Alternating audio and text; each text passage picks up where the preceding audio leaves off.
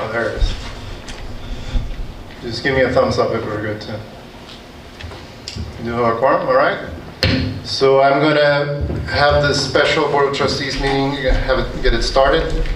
I'm going to use Mr. Finkel's recommendation and remind all trustees to please speak into the microphones when you do, because we are streaming this. We're going to have one trustee dialing in on the phone. So this is being streamed, this is being recorded. We are going to go into executive session to strategize on negotiations with non-represented personnel, because doing so in open session will be detrimental to our position and to our strategy, and we will not reconvene into public session after that. We do have a couple in the agenda, a couple of administrative things that. Let me just make sure we got somebody down. Yes, thank you. All right, so we got Jill on the phone. So sorry, I need to state who's in the room next, just because we have somebody remote.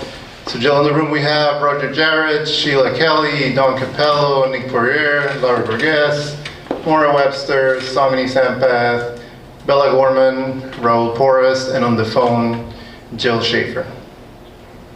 Good.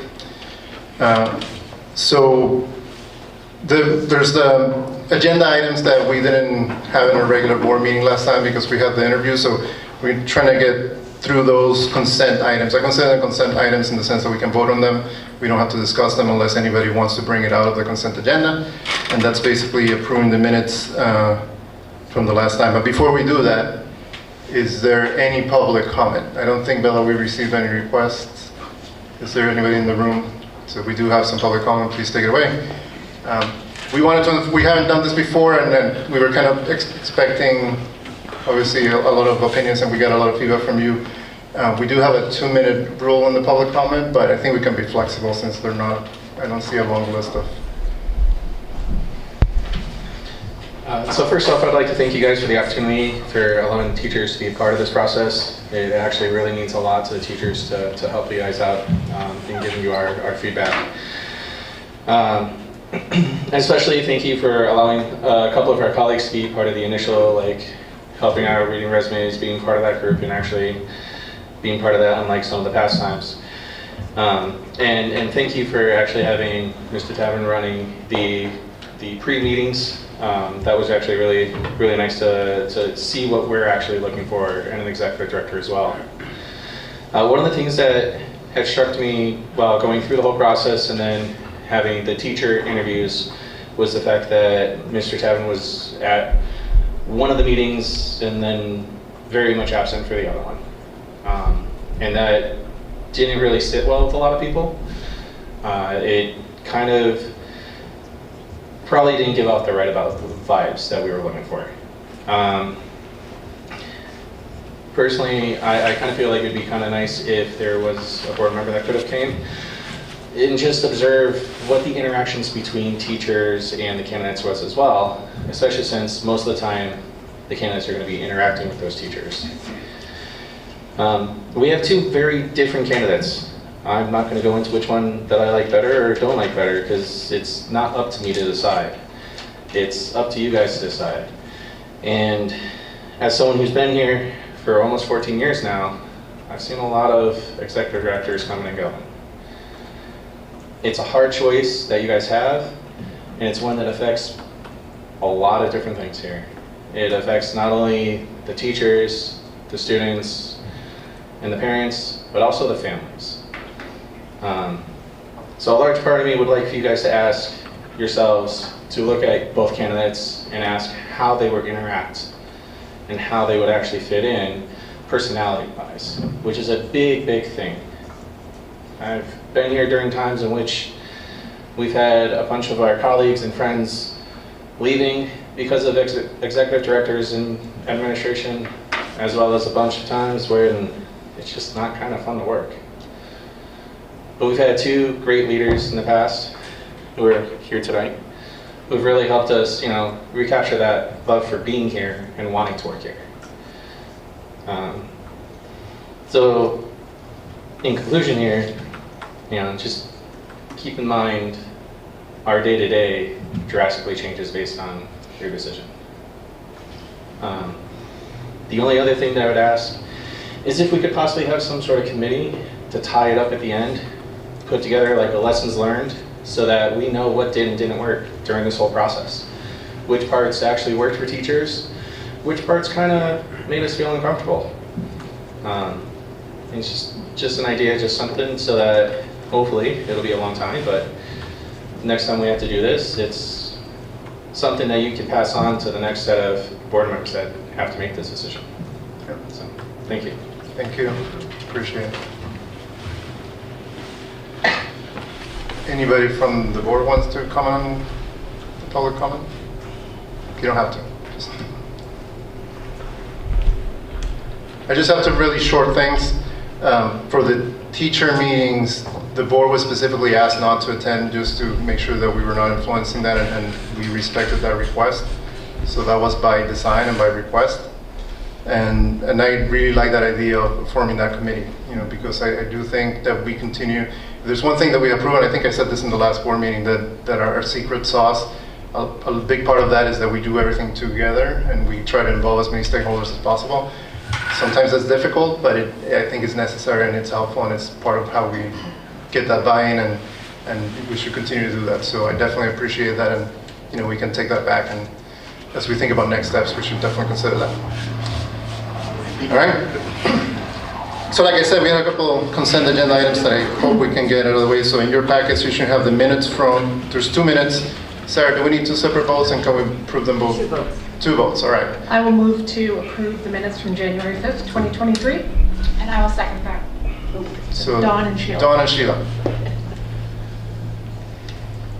Can you call the roll, Sarah? Since you're reporting, it might be easier for you.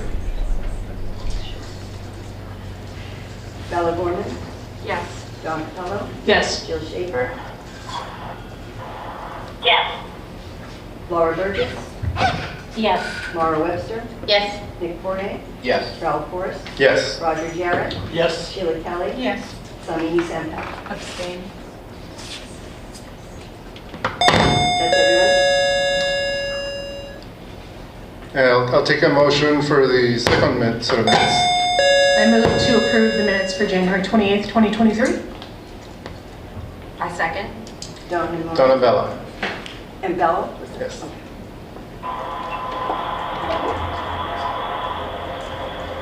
Great. Bella Gorman, Yes. Don Capello, Yes. Jill Schaefer, Yes. Laura Burgess, Yes. Mara Webster, Yes. Nick Poirier, Yes. Ralph Forrest, Yes. Roger Jarrett, Yes. Sheila Kelly, Yes. Samini Sampat. Abstain. That's everyone? All right.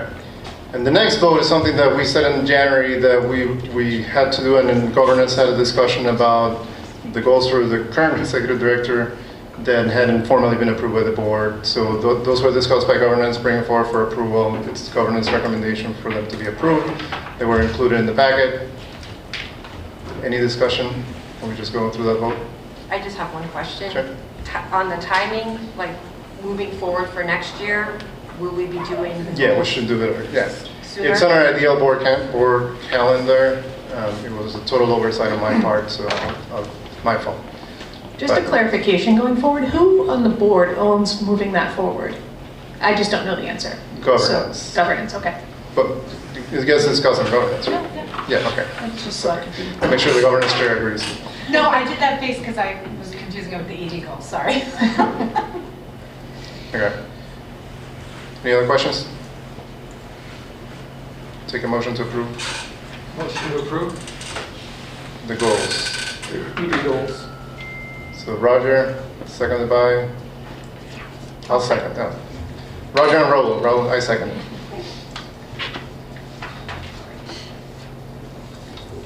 Bella Gorman, Yes. Don Capello, Yes. Jill Schaefer, Yes. Laura Burgess, Yes. Mara Webster, Yes. Nick Poirier, Yes. Ralph Forrest, Yes. Roger Jarrett, Yes. Sheila Kelly, Yes. Samini Sampat. Yes. Everyone. Motion passes. Thank you.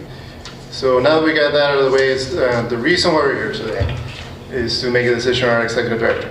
I do want to remind everybody on the board that, and I've been thinking about this a lot, just like I'm sure all of you have, And like I said, it's one of the biggest decisions we're making this year, if not the biggest. And like we just heard, that's going to affect everybody. It's going to affect our students, it's going to affect our teachers, it's going to affect our parents. That's not the only thing the board does, make those decisions that are broad impact. We can actually have an impact in many other ways, including our financial support. So I do want to take at the beginning to a reminder. I know that I think most of you, if not all of you, talked to Maura about supporting the Imagine campaign. I would invite you to join me in supporting that campaign, because it doesn't matter the amount, it matters that we can say that 100% of the board supports that. Now's the time to kind of make that formal. So I know that's something that Maura would love for me to remind everybody, and I think the timing is right to do that, as everybody's listening, probably today more so than other board meetings, that everybody's invited to support, not just the board and the parents, and everybody that's listening should think about the fact that we're in the middle of a capital campaign that also has a big impact on the future of the school. So I want to say a couple things that hopefully will set the stage for the discussion. I have thought through how we can do this, because maybe in some of the board members, I know it was in my mind, how are we actually going to do this in a public meeting and provide our opinion and whatnot. So we have some ideas, or I have some ideas that I want to share with you. Hopefully, if you agree, we'll do it that way. But I also want to say something important before we make a decision. And the reason I want to say it before I make the decision is that everything that I'm about to say doesn't change regardless of what decision we make today. We have options ahead of us. Regardless of which of those options we go forward with, all that what I'm about to say is still true. And I'll be happy to repeat it at the end, but I thought it was important to say it before, so you didn't think that I'm only saying things because we went one way or another. Obviously, we're here to consider options for our next executive director. The board's role is important in that decision because it is the board's decision. So I think everybody knows by now, and we just heard a confirmation of that we involved a lot of the stakeholders in the school. We involve the teachers because we value their feedback, we value their opinion, but it is the board's decision. The board has a fiduciary responsibility to the charter and to the governance that we're supposed to provide to the school, and the compliance to the Department of Education and to the law, which is a perspective that is not only important for the board, but it's also a perspective that maybe other stakeholders in the school don't have. It's easy to be in the day-to-day of the school and not necessarily realize all the things that the school has to deal with from an external perspective, and particularly with the state and with the Department of Education. So that's something that most people don't have to live in the day-to-day lives, and the board has to remind ourselves of that specific part. So it is, having those different perspectives is one of the specific challenges of the board. It's also a specific challenge of the executive director. The executive director has to interact and represent all those different stakeholders, both internal and external. So sometimes you might feel, why is the executive director not supporting me as a parent? Well, because the executive director also has to support the teachers, and also has to support the community, and also has to support the growth of the school. And even though we are all looking for the same thing, which is the best education for our students and to uphold our values, and you can't make everybody happy. So the executive director is a very challenging job, because you have to play out to all those audience in a certain way, and find the balances and find the trade-offs that are going to make that a success. So we try to do the same thing at the board. We try to make this process inclusive. We involve teachers, like I mentioned. In the last couple of weeks, we have received 35 pages of feedback that came from the administration, from teachers, from parents, from the community council that represents the community. You wouldn't be surprised, I think, to know that all that feedback wasn't consistent. We had feedback for supporting one candidate, supporting another candidate, complaining about different things. It's all okay. That is part of the process, but just keep in mind that the board has to consider all those stakeholders when making a decision. It is ultimately the board's decision. So that's why we're here today. There could be different perspectives in the board itself. So we talk about the board as if it's one thing. Yes, it is one entity that it's meant to bring different perspectives together. Please remember that individuals on the board are individual people, and individually we might have different opinions. So when we talk about what the board decides, and as the chair, I have to commit to following through with this, what the board decides through a majority, through the voting process, through the way we follow the rules of order in this meeting, then becomes what the board decided.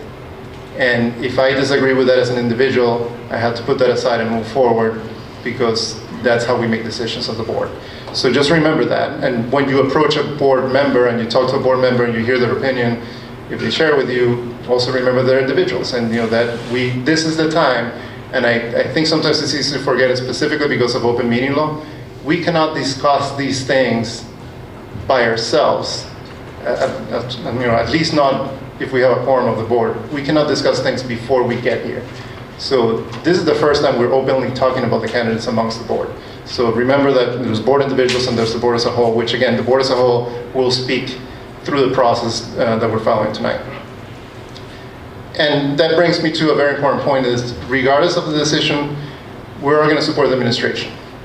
And when I say we, I hope, and this is my ask for everybody that's listening, to all the stakeholders, that we should all make a similar effort. It may not be the candidate that we want, it might not be the part of the process that we want, it might not be the direction that we want it to go. At the end, when we say this is the decision we're making, it is our job to do the same thing that we ask our students when they come to school every day, is do your best and find ways to excel, find your passion for excellence, and keep your integrity, think about your community, but we should all do this together. So regardless of the decision, I'm going to commit to saying, even if it wasn't the decision that I wanted, I'm going to follow through and make it the best for the school. I hope everybody else on the board does the same thing. I hope everybody else in the community does the same thing. The teachers, the parents, the students, everybody. So it is important to think that way, because that's the mindset we should be going into, because like I said, we're not going to make everybody happy. We have to make a decision, and from the feedback we receive, not everybody's on the same page. And the last thing is probably the most important thing, and I will try to repeat this at the end. There is a past in the school, and we talked about, I've heard terms like the dark ages, and we just heard that the last few years we have kind of found a balance and rebuild that trust in that community, which is something that we have to thank Dr. Lewis and Ms. Lindsay for. We definitely should not think that the dark ages are going to come back, regardless of what happens. And I've said it before, I said it to the teachers, and I just read an article that was published today about the whole process, and something I said, which is we're going to be okay. I'm going to repeat it, but I want to make sure people don't think I'm repeating it as a mantra, like I'm trying to convince myself. I want to add why I know it's going to be okay. And the reason why is because of all of you. The reason why is because the school is way more than an executive director. Yes, it is true that the executive director has a big impact on our lives and our day-to-day and the operations of the school, and decisions get made. That is true. But we have gone through a lot to get to this point. It has been 6 years, almost 7 years, since Dr. Lewis came on board and kind of turned the transition to where we are right now. We're 7 years more mature in where we were the last time we were in a similar situation. And I know that we're going to be okay because of you, because of your passion for our school, because of your commitment to our values, because of your passion for learning. And there's always, I keep saying this every time I have an interaction with a teacher. I just got an email from Marty from the English department, and she had a signature saying, "Tell me what you're reading." And I responded with what I'm reading. And then we got into like back and forth about books. Everybody loves learning here. I really don't think that can change because somebody's going to come in and be a different executive director, or we're going to go in a different direction.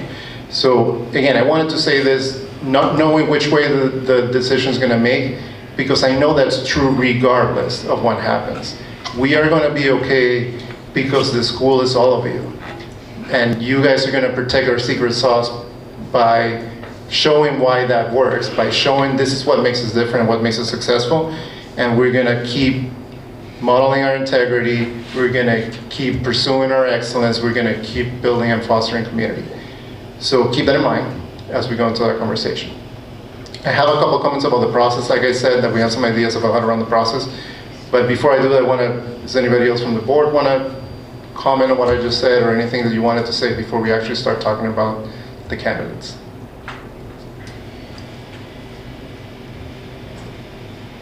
Thank you, Raul. I think that was Well said. done. Yeah. Okay. Well put. All right. Thank you. So here's the plan. I think when we have difficult discussions, it's important to have at least some framework or some process for that. So what I would suggest, it's a suggestion, we can follow whatever direction everybody wants to go, is to talk about the merits of each individual candidate in however way you want to share based on what you've heard so far. And maybe each person will go around the table, try to see how each trustee wants to summarize the feedback you heard. When you summarize feedback you heard, I think it's better not to identify the source, because some of the feedback we got, even though we know which group, whether it's administration, teachers and whatnot, some of them asked to remain anonymous. And I said it in the past, if people ask for confidentiality, I respect that, even if it makes it look like we're not being transparent. But I follow through with my promises first and always. So that's why I'm asking, if you want to bring some feedback that you've heard, just don't necessarily say where it came from. I also ask that you stay positive about your comments about the candidates, because this is a public meeting. You should assume that they're listening right now. I'm pretty sure they both are. So what you bring to your discussion, keep it positive. Imagine and assume that they're listening, because I'm sure they are. And the way you vote could be independent and is independent of your comments. So just bring whatever comments you think are helpful for the decision for everybody else, kind of to think where you're coming from and what you heard, and then we'll vote separately. When we vote, what I'm going to ask after we go through that and kind of feel that everybody has expressed their perspectives and what they saw and what their feedback is, I'm going to ask, are we ready to make a vote for either candidate? It's a simple question. It's a yes or no question. If the majority here says yes, that means that we're going to pick a candidate. So that's coming. So just keep in mind that we're going to do that. So once we do that, then whether it was obvious through the discussion or anybody wants to just say and throw a motion out there, the motion should be, I move a motion to move into it, negotiations to bring executive director candidate X. And it's a yay or no vote. What I want to avoid, and this is based on suggestions from counsel that we've got from consultants and experience from other researchers that we've researched, we should not vote, can everybody say who's up for one person, who's up for another person? There should be a yes or no vote. And that vote's either going to pass or it's not going to pass. The other thing that I will say, and this is more symbolism, and I'm only going to do this if everybody's comfortable with this. Once we get to that point, we say make a motion for a candidate and we yes or no vote, I'm going to call the roll. And this time I'm going to do it instead of Sarah, because I think it's important. One of the recommendations we heard, and it's best practice, the chair should go last, because, and actually I feel a lot of relief hearing that. But because sometimes the people give a lot of weight to the chair's vote, and the chair is just another member of the board. There's no additional weight on the vote. So if I voted first, and then you're just going to pick on Dawn because she's smiling at me. Then Dawn could say, "Oh, Raul voted that way, so I'm going to vote that way." So we should avoid that. We should try to make our own decision, and so we try to pick like a random way of going through the roll. And the way we arrived was to do it by tenure. So I'll go through that run because whoever's been on the board longest was going to go first. And again, I know that people have read a lot into the little things of how this process has gone. This was kind of a way to do it random. It just went that way. And then we're going to go through that. What I'm going to suggest, and I'm going to make it clear now before we get into the specifics, once we go through that, right now this vote is 11 people on the board. There's 12 people on the board, but the teacher rep by our bylaws doesn't get to vote tonight. So there's 11 of us. I know Ben is not on, so assuming he was running late, but he may or may not join. So that means that we have 10 votes, 10 people that are not abstaining. Well, that you could choose to abstain, but that are here. Simple majority for this decision is 6. And I'm bringing that up because what I'm going to suggest is that if we get to that point and we're voting and we get to 6, that means the vote is going to pass. I will stop the vote at that point and I will ask, is it okay with everybody if we repeat this vote to make this unanimous? And it's totally symbolic. It doesn't mean that we have to do it that way, but there's a difference about having a unanimous vote for any direction that we choose or not. And that kind of matters symbolically. You may not be comfortable with this. You may say, hey, I want my vote to be recorded the way I made it, not the way you're making me. Like, okay, then we won't do it. But if everybody's okay with that, just know that that's coming. So I wanted to say all of that before we get into the specifics, just so you knew that it's just a process that we set in place. Go ahead, Roger. One minor comment, I do like the randomization of it. I would encourage people to go ahead and write down what your vote is before we start calling the roll, so that you are made your decision and not influenced by hearing other people. Yes. And we actually thought about that, and I'm glad you asked, Roger, just to make everybody know that we did think about that. We thought, oh, what if we made a straw poll where everybody writes in and submits it, and I checked, that's not okay with open meeting law. You can write it for yourself, that's okay. But we're not going to collect Unknown whatever. participant is now joining. Is that, Unknown participant is now joining. is that you, Ben? Yes, that's Ben. I'm sorry. No worries. So I was just spelling out the process, so you're just going to have to go with the flow. I was listening through Facebook, and now I wanted to call in. So Okay, perfect. I'm off to speak. Okay, excellent. So that's what we're going to do, but it wouldn't be okay to do like a secret ballot that's not okay with open meeting laws. But yeah, you can write it down in front of you, but anyway, you do what you got to do.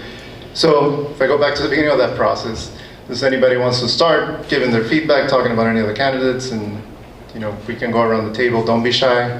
I know for a fact that this board has given this a lot of thought, and especially with the comments we just heard, it's important to show them that we are taking this process seriously and we've given this a lot of thought. So one way of doing it is sharing our comments and sharing our observations and what's going to affect our decision to that. So, quick question, clarification.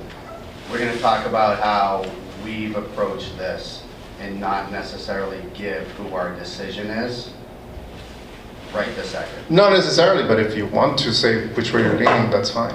Okay. I don't mind going first if everybody, Yeah. unless somebody else wants to go. Please. All right, so there's a couple things about this. So I think first and foremost, the most important piece is that there was a process that was put in place. Very well thought out, a lot of time, a lot of effort put into it. And I think back to the public comment, where I think that was a great idea. I don't think that there was a handbook for something like this, right? A lessons learned that we could learn from. So I think we start that moving forward from day one. So the process put in place, there was a Board of Trustees committee that was put together. There was a third-party consultant that was brought on that is an expert in this type of field. There was involvement in all aspects of the community, like teachers, faculty, students, family. And so there were 8 candidates that started.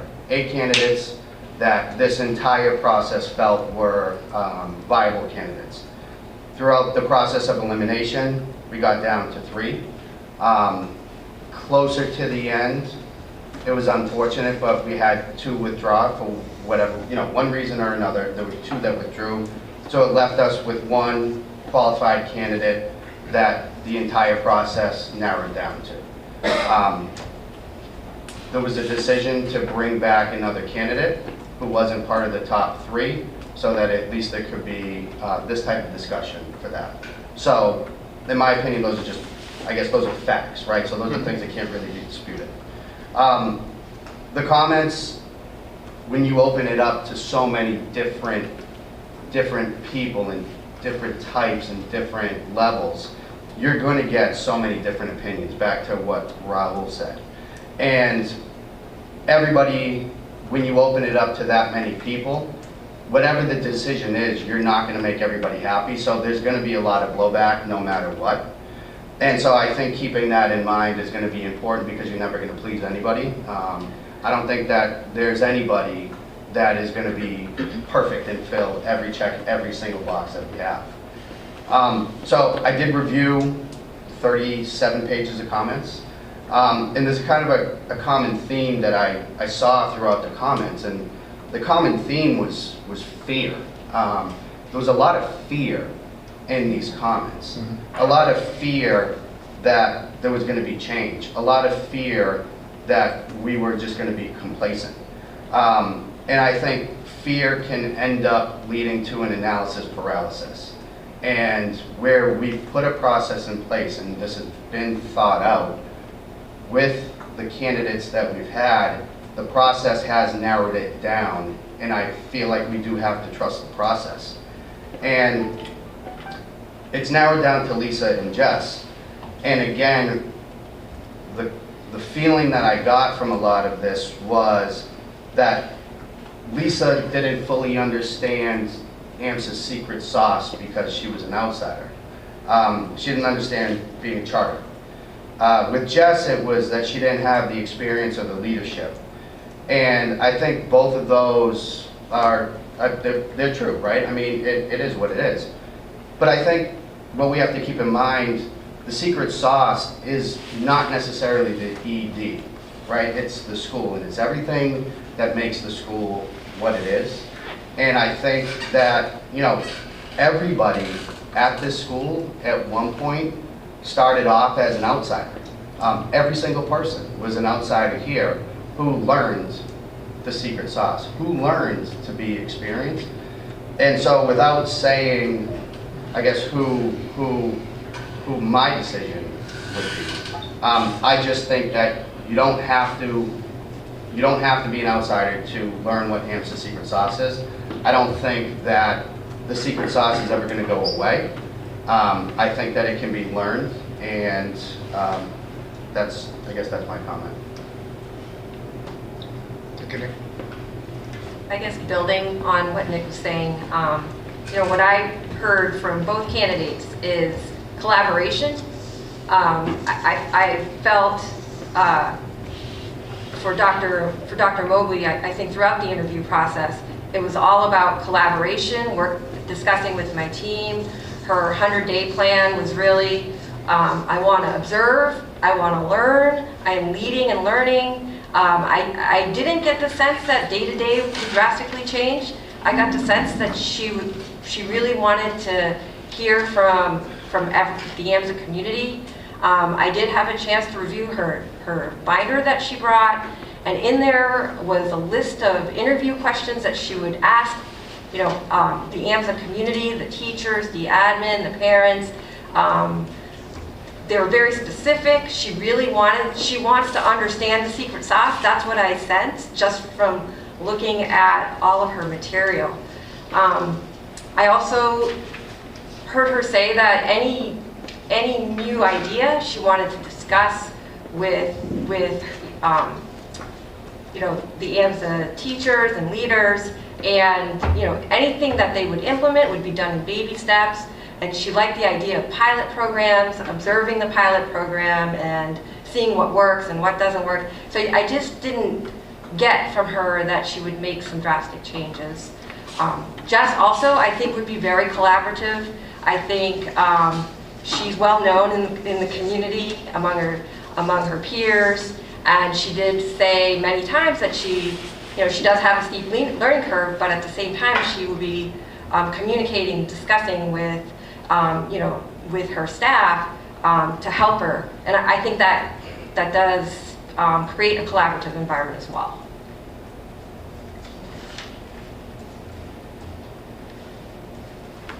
Go ahead.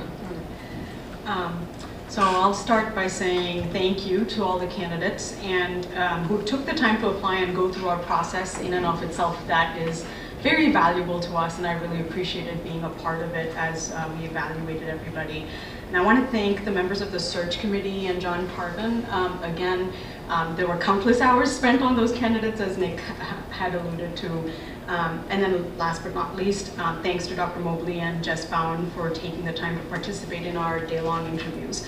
So I'll actually go through each candidate and kind of list their strengths as I thought my way through this, and this was both my own observations as well as what I saw the community overall, all the stakeholders say as I looked through those 35 pages of documents.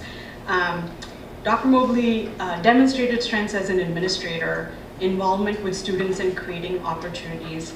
She really had done her research on the AMSA community and spoke very thoughtfully about her responses to our questions.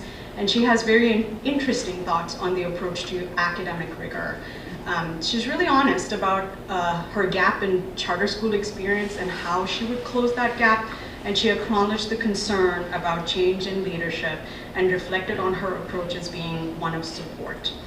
I really liked her philosophy of every kid, every day, whatever it takes. So that's Dr. Mobley. I'm going to move on to Ms. Bowen now. Ms. Bowen really knows AMSA in and out. I've known her for many, many years. She's really passionate about the mission and the vision of the school. She talked about stewardship of AMSA as a very successful institution already. And she explained the supreme value of human connection and being open as, with humility and compassion and being supportive of what the community needed.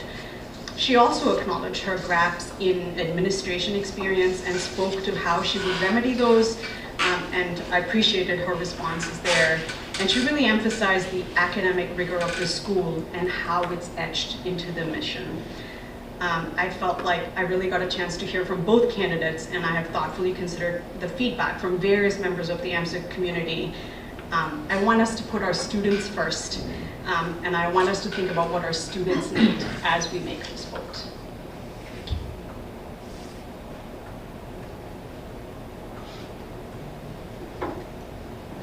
Who wants to go next? I can go next. Trying to pull together my various notes. First of all, along with the thanks, I do want to thank Raul. You've put in so much time and effort into this, and connecting with outside resources we had available, and I really appreciate all the time you put into this just to make sure we're doing the process correctly. Going with what Nick said, we did have a process put in place. I think some of the biggest concerns I've heard were about process, but I think that was more people looking for information that wasn't our information to disclose. I think we've really stayed very true to what we set out to do from the beginning, including so many stakeholders and maintaining the value of the process and our ethics along the way.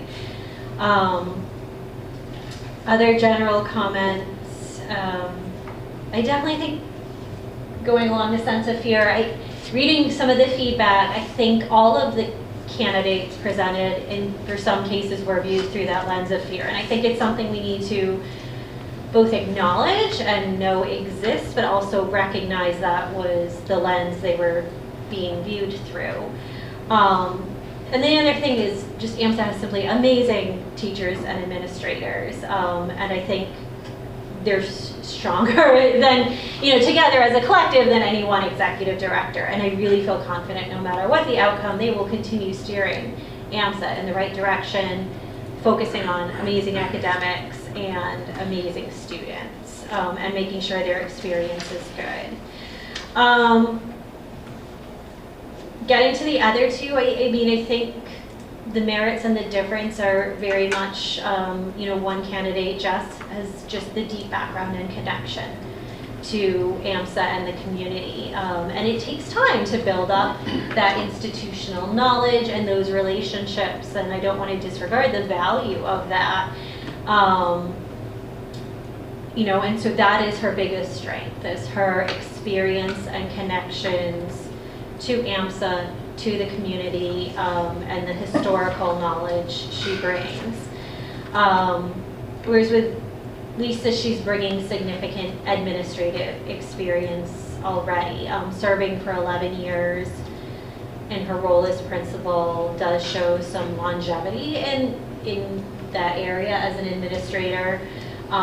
That shows she was able to build relationships within that institution, was able to bring new initiatives forward, was able to build connections. And I do think that her extensive preparations, presentations did demonstrate her genuine interest in this position.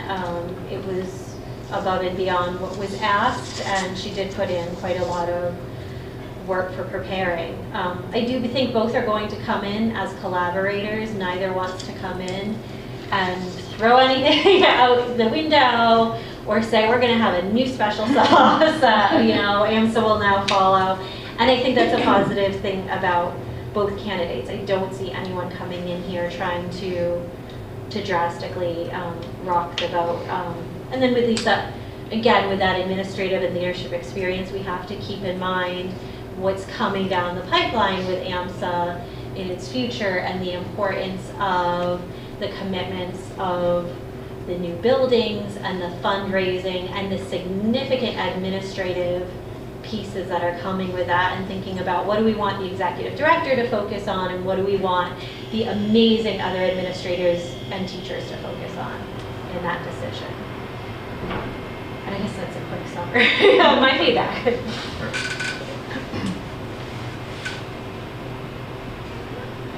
To start calling. Like, I feel like the eyes are coming my way. So I've been through similar processes to this, much like, Nick was talking about the whole process, and we've all sort of made mention of it. But I've been through it on a government side and a nonprofit side and a private sector side. And some things are very similar and others are not. One thing, however, is very clear in this situation is that we're here because we care so deeply and passionately about this school. We're grateful for the work that has brought us here. And then some of us know either firsthand or through lots of information, very well the different times in our school's history. And we are looking, all of us, to continuing to move forward from our past. We have two very strong candidates, I think, and I think the feedback, as everyone has said, varied greatly.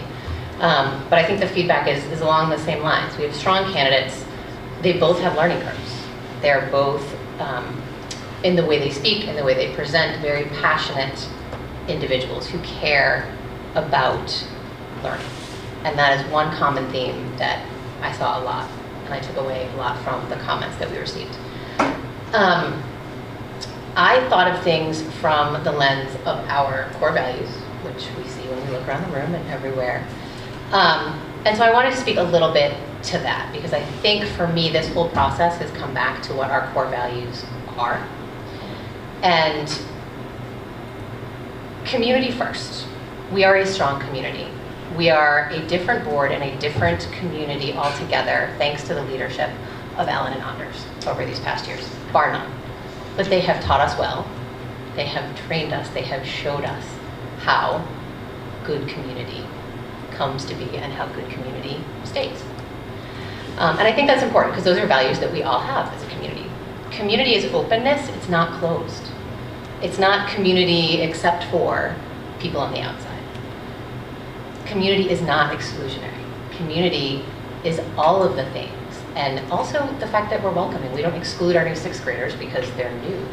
They become part of our community. Integrity is, in my eyes, doing what is right and just, even when it doesn't benefit me, right? Integrity is doing things for the greater good. It is doing things openly and honestly with no hidden agendas. That's integrity. It's not breaking trust, but it's learning to trust and earning trust. It's not making assumptions about peoples or groups of people based on other things. It's not stereotyping. It's not any of that. It's integrity. It's acting with integrity. We all know deep down in our core what it is. And then excellence. One of the comments that struck me, well, not one of the comments in particular, but a theme in the comments was really the concept of rigor. We are AMSA, right? And the counter to that was that it was rigor, and it almost seemed or social emotional well-being and mental health. And we are both. And we can be both. And I would speak very confidently to the fact that with a focus on social, emotional well-being and mental health, our students will be more willing and eager to put forth exemplary rigor. And it will be possible for them to do so. Because when you take care of those pieces that aren't graded, the grades are better. The work is better. The quality of education is better. And that was one thing that I just sort of had to speak on because that is such a key to our core values. That is key to who we are. And so it is not binary. It is not black and white. It is not one or the other. This is an and opportunity here. And the other piece of excellence is really a growth mindset. And to echo what Nick said, and I've said this for weeks, that the energy of fear has been so strong, and I get it. right? There are many of us here who, we're a different board. We are a different board. We have listened and learned, and we are passionate about the school. That's why we're here, right? But excellence is about a growth mindset and not getting stuck in fear and not getting stuck in the status quo and just being open to what is best for the students. Because at the end of the day, you're educating the students. And what that struck for me was seeing the potential, right? So I said at the beginning that we have 2 strong candidates, both with learning curves. And the opportunity there is in seeing the potential for where we can go, for our continued excellence, for really providing an education steeped in integrity with a really strong community. And I think that, my takeaway here is that you have a board and you have an existing community that is so committed to that. And we have to remember to stay focused on that. I can speak for myself, I won't speak for my colleagues, although I'm pretty certain I could, is that we are not going to let that go away, regardless of what happens at the end of the night. That's not going anywhere, and that's my personal commitment. And again, I won't speak for anybody else, but I'm pretty sure if I had to wager a guess, I would win a few bets. So, my take. Thank you, Mara. I'll go next if that's okay. Sure. So again, I know people have already said this, but I just want to say as a board member how much I appreciate the board members, the faculty, the parents, the students, everyone who participated in all the lead up to this moment to get us to where we are, because that feedback, that engagement, which I know wasn't always easy throughout the process, is helpful and valued, and I very much appreciate that. And I would like to thank both the candidates. I know it was a very rigorous day that they were put through, and still somehow remained fresh and able to answer questions at the end of it, which stands to both of their capabilities. So I would like to thank them. I agree that there are, positives to both candidates, and I agree that there is a lot of fear out there and a lot of historical fear that troubles me to this day, because I know coming in several years ago to this community, people were holding on to so much of that, and I think it's time to kind of process some of that and learn and move on from it, and not hold that against anyone who may come later. So I think that that's important to me. And as someone who's come into organizations as an outsider, it's not always a bad thing to have fresh eyes, just like it's not always a bad thing to have experience. So I get that we're wrestling with those 2 kind of different perspectives with these 2 particular candidates, and I definitely think Dr. Mobley is engaged. Her references bore out her ability to collaborate and her ability to build. And I know Jess is a tremendous ambassador for AMSA, and her experience with the school, with all the different communities within the school, with the faculty, with the parents, with the students, is exemplary as well. And I think we also have to be mindful of, like Maura said, how this plays into our values and also how it plays into our objectives. We're heading into a really important and there's going to have to be a lot of energy in this between the facility and the capital campaign, and just building on our school's success as we move into kind of being, from a baby charter school to a young charter school to kind of like an adolescent developing charter school, right? So we need that energy, we need that commitment, and I think that's something we have to look at, who's going to be able to provide that leadership, that engagement, and being that ambassador moving through. And I would like to thank Mr. Morris for bringing up that idea of kind of I wouldn't call it a committee, but an after-action review is what we call it in my business. I think anytime you go through a big event, stepping back afterwards when the dust is settled and looking at what worked, what didn't work. We've struggled with this sometimes as a board, right? That thank God for Sarah Snow and other people that have this historical information, because sometimes we lose that. And this is our opportunity to capture some of that, even though I hope whomever comes in as executive director stays and we're not looking at this, in short order, but just to have that historical information for our community as well as our board. So I think that's an excellent suggestion, and I'd like to really see that happen. So that's my feedback. Thanks. Jill or Ben? I'm happy to make a comment, Raul. Can you hear me okay? Yes. Can, Mr. Finkel, can everybody hear the phone? No, you're good, Ben. Okay. I apologize for not physically being there, and I don't want it to be a reflection on how important I think this decision is for the board, the school, the community. I did want to echo a few comments because I don't want to be redundant. Nick did point out very much the same feeling I did. As I reviewed all the documents, as I reviewed the videos, as I watched the whole process involved from the beginning, right? And as Nick pointed out, there were 8 candidates. It's not down to just 1 or 2 candidates. It was a process. I wanted to say, again, echo the thanks to Raul and the committee for all the time and effort they did there. It's a volunteer job obviously on our end, but we're all passionate. Being on the board for the last 3+ years, it's shown the growth of the school. And Sheila mentioned, there is this concept of the past, right? That haunts some people, and people do have valid points. I wasn't part of that, but I agree with Sheila. Promising and giving us an opportunity for growth is great as well. And other folks have pointed out 2 very solid candidates, but also I think 2 different candidates. And I think as we look at the different opportunities for the school to go to the next level, and as Ms. Lindsay steps down, she's leaving a great legacy, great opportunity for the next leader to take where she left it and bring it to a new level. So I agree that Jeff's very amazing, part of the community, very known, has a lot to offer from that point of view. At least very good from a new, fresh perspective. I think that's an awesome opportunity as well. And I just wanted to make sure, that folks realize, to Raul's point to begin with, AMSA exists because the secret sauce exists before, it existed during the turmoil, it evolved. We exist now, we have great room for growth, the opportunity to add more facilities, the opportunity to invest in the capital campaign, but even better, to take a lot of the opportunities that the different departments, the administration that will follow and support the candidate, as well as the teachers and the staff and all the students. I think it's a great community, and I look forward to the leader. But I do think both candidates had excellent pros to them, and I think either one of them would be a solid opportunity for a new lead for our school. Thank you, Ben. And this is Jill. Can you hear me? Yes, ma'am. Okay, great. Again, Beth said I apologize. I had a work commitment and had to call in, so I apologize for not being there in person. And I also don't want to repeat things that have already been said.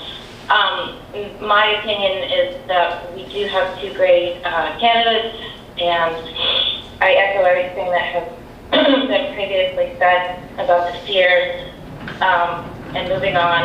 And yeah, I trust the process, and everything is going to be okay. So the only thing I wanted to add was that as a member of the governance committee, I wholeheartedly agree with Sheila's interest in succession planning and documenting this process, and maybe even a governance, creating some kind of document about succession planning for the future. That's all I had. Thank you. I'm happy to go next. I will save everyone a lot of time because I agreed with almost everything, if not everything I heard today. It's clear we all spent a lot of time, took this role very seriously. Again, everything that was said was on point. The only thing I would add is just a little bit how I looked at it along the way, and it was really separating the role of the ED from the academic excellence piece, because we were privileged to be able to tell folks, especially our consultant, we don't need someone to come in and shake up the academics. If anything, we need someone to come in, absorb, learn how we do it, and of course, we'll adapt over time.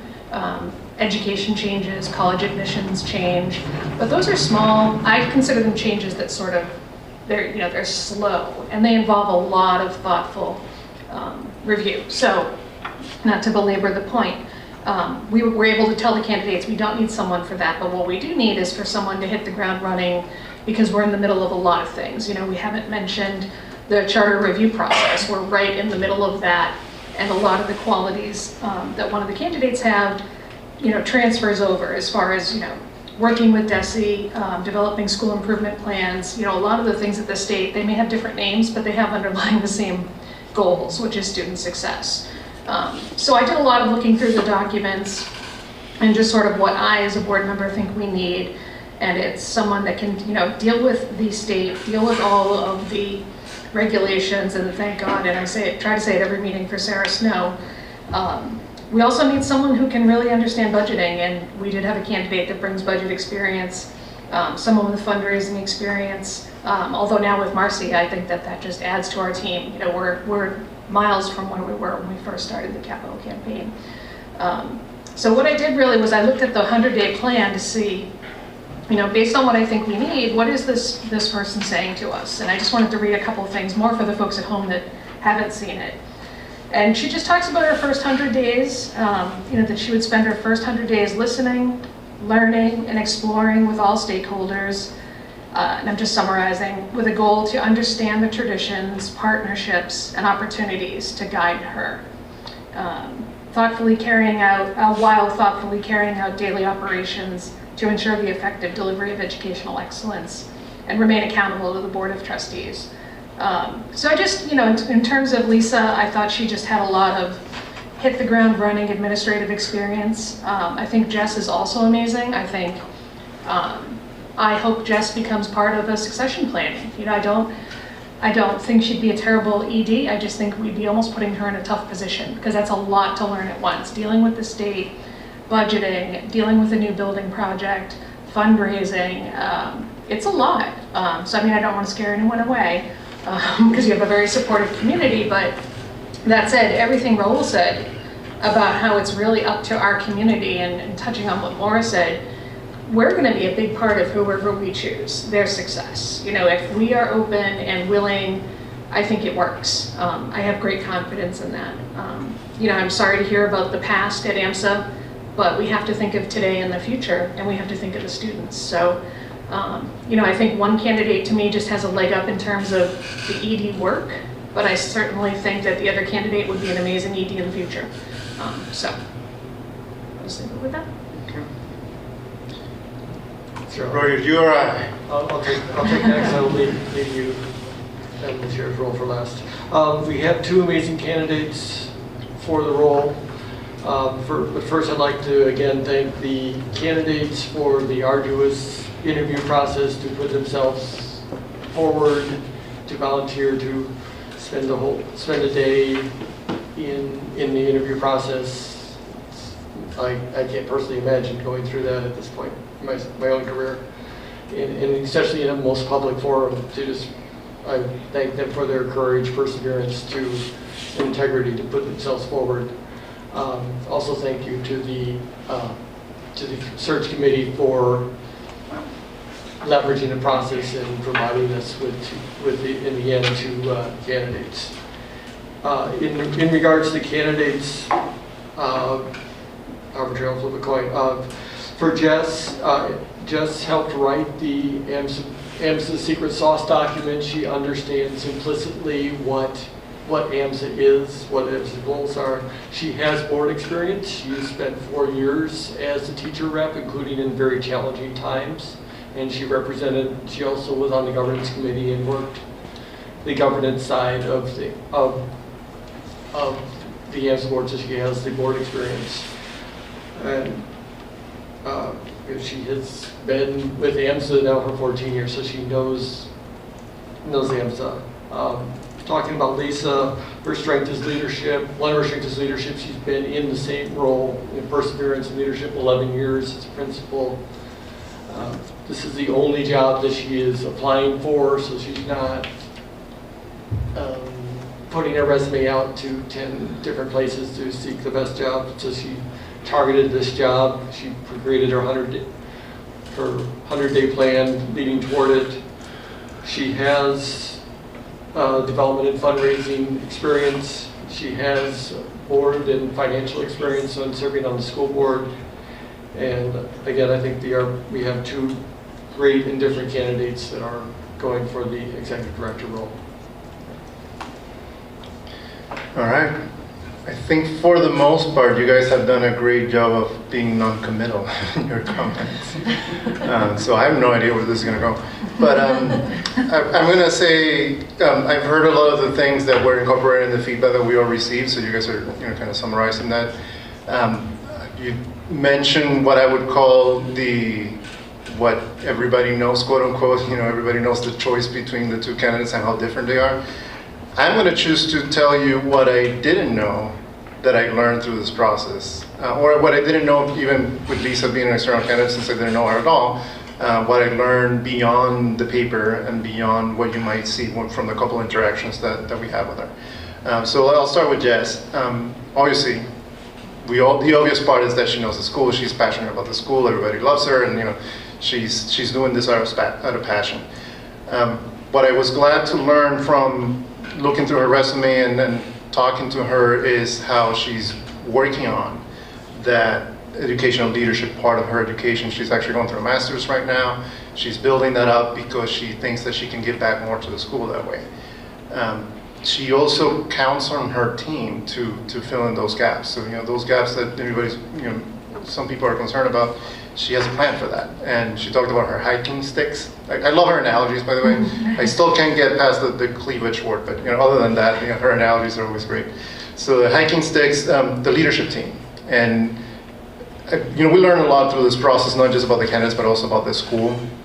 One thing that was reiterated, and Leanna, looking at you right now, because both candidates and actually other candidates as well mentioned how they would rely on you for that part. So yes, we need that kind of financial part of things, like looking forward to the future and whatnot. Regardless of who we choose, we know we got Leanna to she has our back. So Jess mentioned that too. It was great to see how Jess, I knew this from working with her and to Roger's point, and I think others have mentioned this too, she's been involved with the board already, so she knows what it is working with the board, and I think I'm quoting her, she said something about the supreme value of the human connection. That is something that I think a lot of people, when they see AMSA, math and science, and they say, oh, this is a math and science school, very important math and science, and people are easy to forget that we're also a very strong humanities school. And actually, when you look at the administration, it's mostly the humanities people that are taking that step forward. And that supreme value of the human connection is obvious that it's a big part of our secret sauce, and that human connection we need to persevere, which is why this is such a tough choice. Because the human connection goes to what you're familiar with. And if there's one thing that could go back into that succession planning or lessons learned and whatnot, is that we have to have a hard look about when we have to go, eventually we're going to have to do this again, whether it's in 3 years, 5 years, 10 years. Are we ready for, do we want to start from the inside, or how do we want to consider external candidates? Which is one of the reasons I mentioned our governance duty from the board perspective, because if we say, no, we're only going to look for internal promotion, then we better run that by these. That's something that we need to make sure it's okay. But that's not about Jess, that's more about the school. So again, all the things you have said are what I would consider the positive things that we all knew about. But I just wanted to add how I do think that Jess brings a lot to the table, that beyond just being the known entity and whatnot. On Dr. Mobley's side, again, I'm not going to mention the obvious things that have been talked about already. One thing that struck me that I don't know if it came through in the interview or in her conversation, obviously I don't know the specifics other than the feedback we received about her conversation with the teachers, but why she decided to look at AMSA. And the first thing she said was because she lost a student to AMSA from her school. And that got her thinking about AMSA. So she knew about AMSA. Of course, she's not as familiar with AMSA as somebody from the inside, but she is familiar with AMSA because she lost a student to AMSA. And she said that's such a great school that, and she said it was a top student that she was really connected with, and was sad to see the student go. And that got her interested into learning more about AMSA. It's about the students. So I heard a lot from just about the teachers and making sure the teachers maintain that feel comfortable and whatnot. I heard a lot from Lisa about the students, and I don't think it's an either or, by the way. So that's by no means what I'm trying to say, but that's something that doesn't come through necessarily on the paperwork or the interviews in the way they explain. I do think she brought up certain ideas, and there's different opinions about those ideas. I didn't hear from her that these are the ideas that I'm going to implement. These are things that maybe she brought in her school that have worked. Maybe they don't work at AMSA. That's for us to decide. But I do appreciate what Dawn said about the separation in DD and the rest of the academic side. I think we need to remember that the ED role is both internal and external. And it's an opportunity for us to develop kind of that external side and let the internal piece be, kind of, for lack of a better word. So I'm probably being as non-committal as I'm blaming all of you for being, but I did want to highlight those couple of things for both candidates to stay on the positive side. Any other comments? So, I'm trying to formulate some thoughts just based can on... you speak to the microphone? Sort of trying to formulate thoughts based on what I've heard thus far. And I want to say a few things that essentially are hopefully encapsulating some processing I was doing as I listened to everybody talk.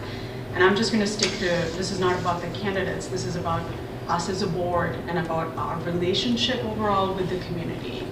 And the word fear that came up. I'm a little hesitant to use the word fear in this particular case because I really do respect the stakeholders in the way that they've been thinking about it and their lived experience in the school on a day-to-day basis. And our stakeholders, whether it's our students or our teachers, our administration, and our parents, having been a parent through the time in which there was a revolving door of EDs, I know how it affected my children. And that's why I go back to we need to put our students first. And we need to think about what our children are doing in the school and their morale and how it affects how they learn. So ultimately, when we think about, who we're voting for and whether they're going to have an impact on the academic rigor or not, I hear you that academic excellence at AMSA survives beyond the ED and beyond everything else because that is the mission of the school and it has been paramount overall. I was just recently listening to a parent who talked about how well prepared their AMSA student was to go into college, and we want to preserve that magic, and we know that. But I also know that the ED has a lot of impact on the morale of the school overall, and that comes down from within, sort of, it's both top, bottom up, top down, and I want to be careful about how we're making those decisions. So I'm hesitant, as I said, to use the word fear. I do think that there is a fair amount of objectivity in the way that the feedback has been given to us, and I want us to look past that word because that word comes with a lot of emotion, and we need to respect that people can look past the fear and still give us their objective opinions and their feedback. So, with that, those were my questions. Thank you. So like I said, I didn't see an obvious trend. So if anybody, are we ready to go into voting, or do we need further discussion? Is there anything that you would like to, anything else? I have a couple more comments that were inspired by things that have been said after me.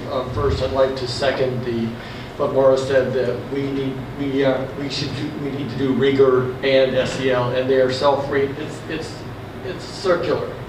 By being able to do rigor, we can address the SEL. By doing SEL, we can do rigor, and definitely if you if you take away either side, the whole thing falls apart. So we definitely need to do both of those. Another more tactical observation that I had, that there was a lot of discussion in the feedback I saw about the concept from Dr. Mobley of AP for all.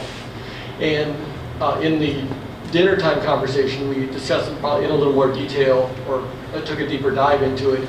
And I believe what she was trying to say is that in some schools, the AP classes were limited to the best of the best. Students were the only ones allowed to take AP classes, and the school's goal was to get 4s and 5s.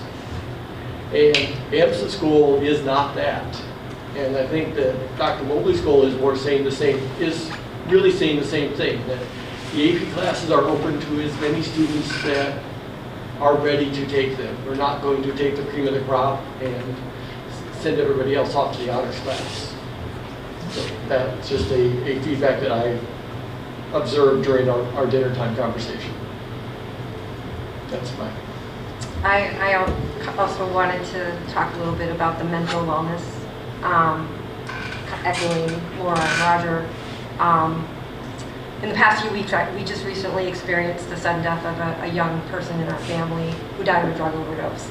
So it really has made me kind of think about what mental wellness and academic excellence, and I think it's very critical, especially as we're moving into the future. It's an epidemic nationally, and I don't think we can ignore that. And I think it's just really important. I did like how Dr. Mobley recognized that.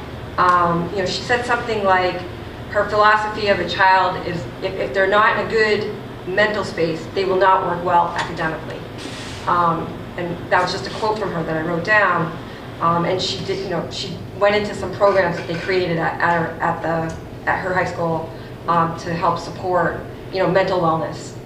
So it's just something I've been reflecting on over the past few weeks, and I just think it's very important.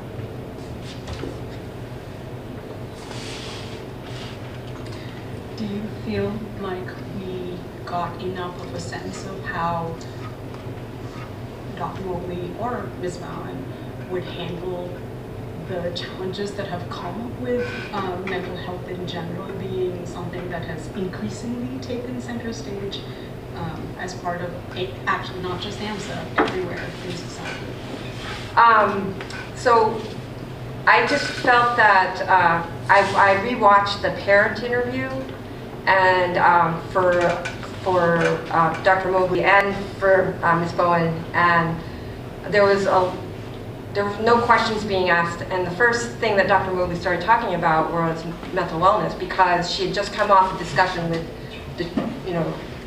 the students, and that was the main focus, and I just felt that she put some emphasis on that.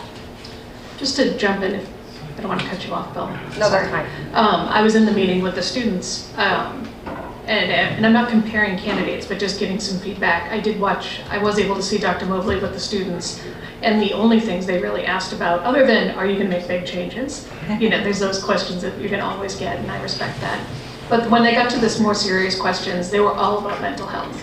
And I was so impressed with our students because they asked great follow-up questions. I think that Dr. Mobley's background in guidance, similar to how it's been very successful for Mrs. Lindsay, that's sort of, I think, it's her go-to. That emotional well-being and the guidance, and with the students, I think it comes very natural for her. So I saw her with the students, and she was not flustered. The back and forth they had, it was great. I could just sit back, and that was kind of the reason I wanted to be on campus for 2 days and go to as many meetings as I was allowed. I wanted to see the candidates with the different groups and how they react to tough questions. So. I do know that Jess, and just going back to your question, Roger, about how the candidates respond to that. Just recognize that it's not an either or, that it's not like academic excellence versus well-being. And she did mention there's this value of struggling. There's a value in pushing through and learning how to do that. And I think she did quote, there's specific things that we have done that have started to show some fruit. I don't remember exactly, what's the name of that program? Challenge Success. Challenge Success and whatnot. So she brought that up. She's familiar with that. She sees the value of that and thinks that she supports it and wants to continue that. So again, just bringing back how the answer to that question was handled, and the kinds of things that she would bring forward to to keep addressing that.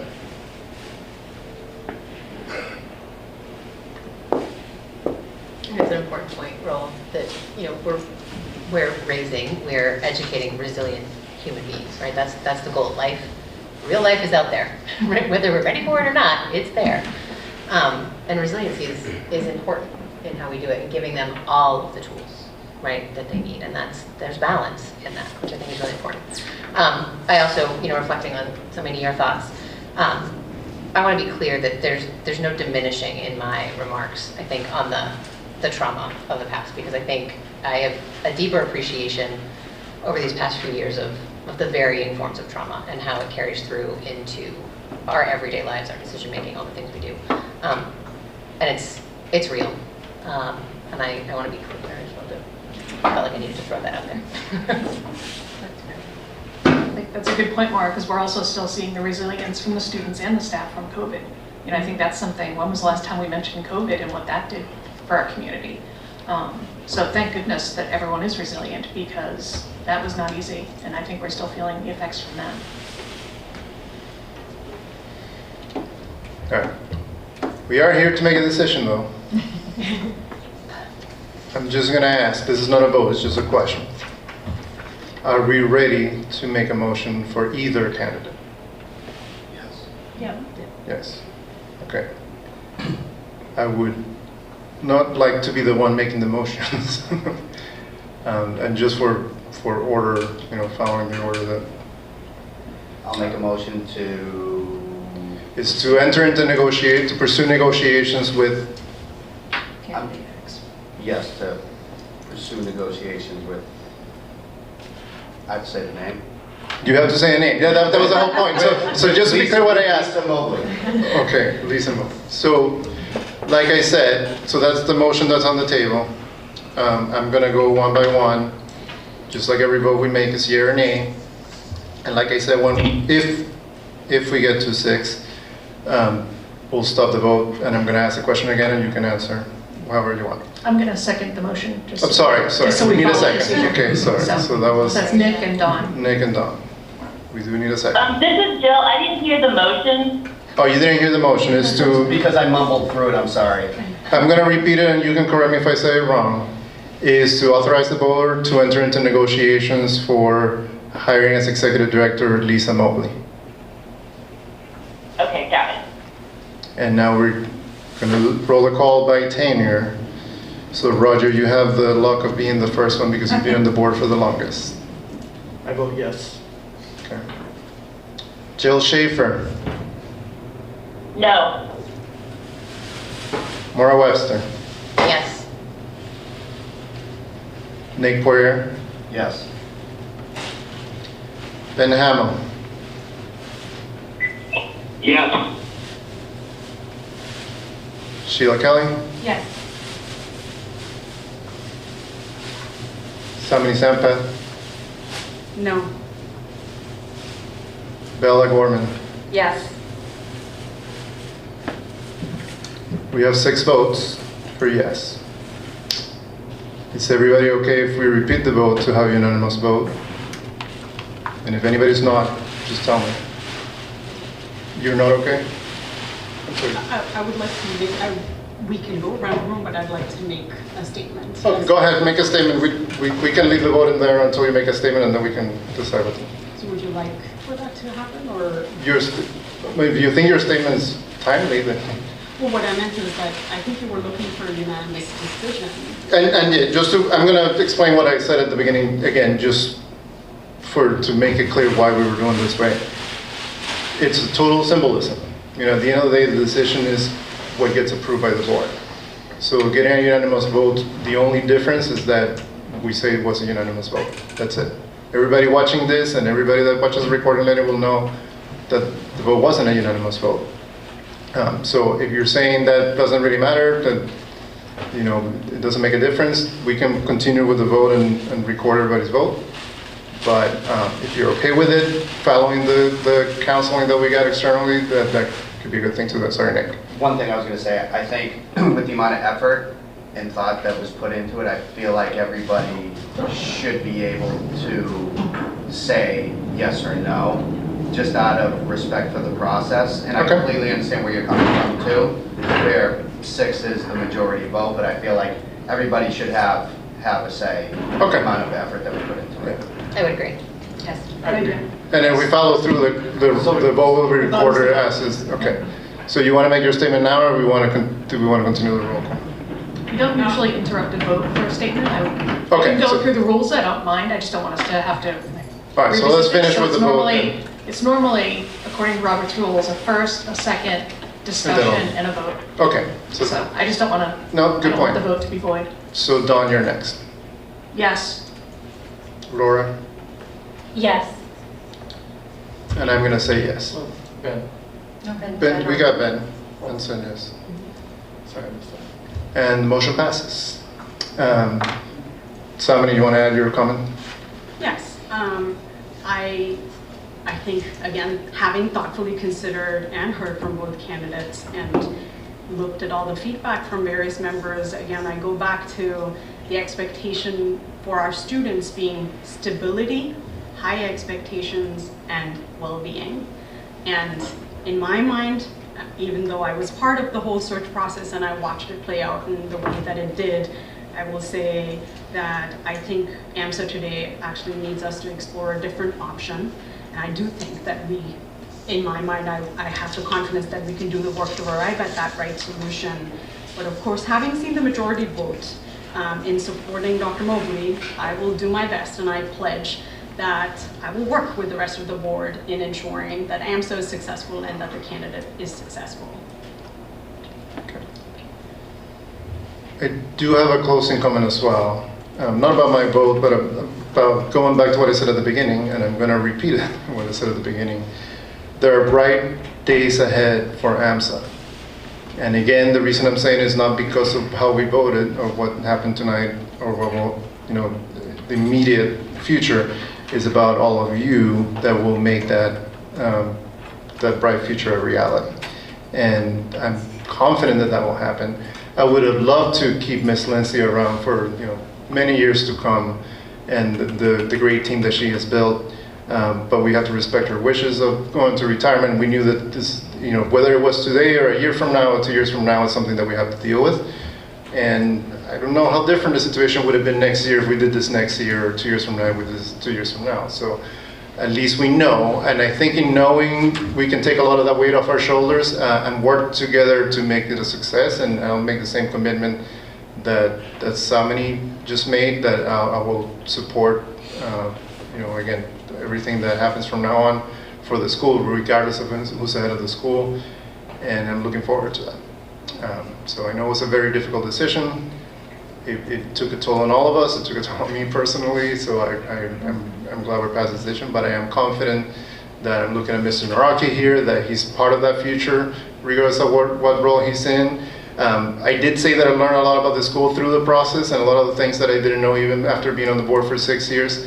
And what I did learn, there's a lot of talent in this school. And I'm not saying that because of the candidates that came forward only, also because of the member of the search committee that show their true colors and show how they can share their opinion and be part of the discussion. If there's one thing that I think we learned from this, and it's part of that lessons learned and whatnot, is that how do we continue to have that civilized discussion so we can disagree with each other and bring all those perspectives forward. Because I did sense a little bit of, I'm not going to use that word, but a little bit of stopping short of people saying how they felt, just because of not being sure what their comments were going to create as far as a consequence. And that's okay. That's to some level that happens everywhere. But I think we can create an environment of trust where we do more of that. Where if Dr. Mobley comes on the first day, we can tell, hey, we didn't like what you said about this, because this is the way we do things in the school. And the way she responds to that will be very telling about that relationship. So we should feel empowered to do those kinds of things. And I do think that I've actually, part of what I'm trying to do with the feedback that we receive is put together, and again, this wasn't thinking about one candidate or another, success factors for the candidate, which could be part of that conversation about best practices or what we learned. I think that feedback said a lot about what any executive director will need to be successful, so I do want to share that as we continue with this.